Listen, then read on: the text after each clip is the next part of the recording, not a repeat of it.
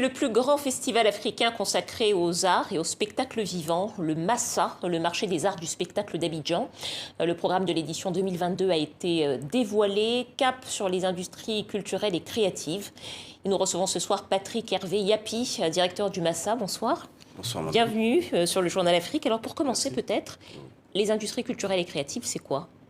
Alors, l'industrie culturelle et créative, c'est tous les secteurs d'activité qui ont pour objet la création, la reproduction, la distribution, la commercialisation des biens et services dans le contenu culturel. Concrètement, ça veut dire? La numérisation des œuvres. Voilà. Et donc ça peut donner, par exemple, des vidéos. C'est de l'industrie, les jeux vidéo, ça fait partie des industries culturelles et créatives. Tout à fait, tout à fait. Alors c'est pour, première chose, numériser les œuvres des artistes et puis aussi procéder à des formations pour qu'eux-mêmes ils puissent s'imprégner davantage de leur œuvre de sorte qu'ils puissent être compétitifs sur les marchés internationaux. Alors, les artistes sont essentiels pour créer des contenus, que ce soit pour des vidéos, pour des écrans quelconques, pour la télévision.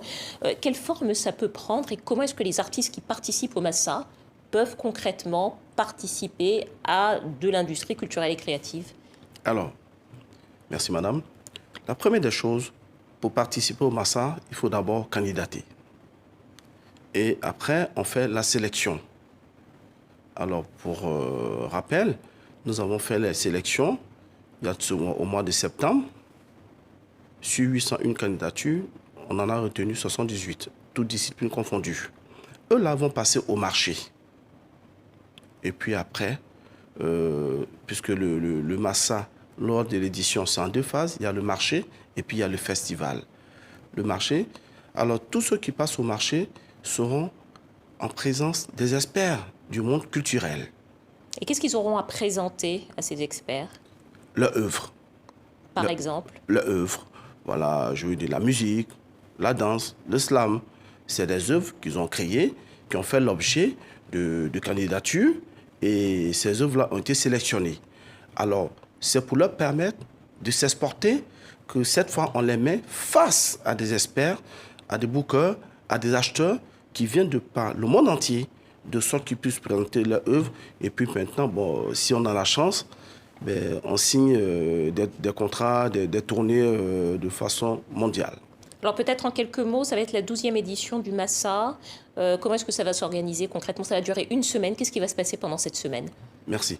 Alors, déjà, en prélude même de l'édition, nous faisons le lancement du Massa le 8 décembre 2021 à Abidjan, dans la commune de Cocody. Et puis, du 5 au 12 mars 2022, il y aura l'édition. Donc, ça se prépare très bien. Et comme je l'ai dit tantôt, ce qui va se passer déjà, c'est que nous avons 9 disciplines. Et dans les 9 disciplines, tous ceux qui ont été sélectionnés vont passer sur des scènes. Vont passer sur des scènes parce que c'est l'objectif du marché.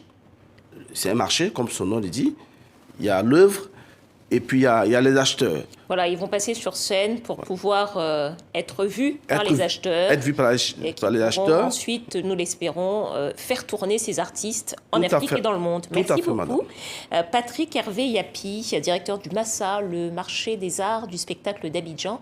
Merci à vous et c'est la fin de ce journal. Merci madame.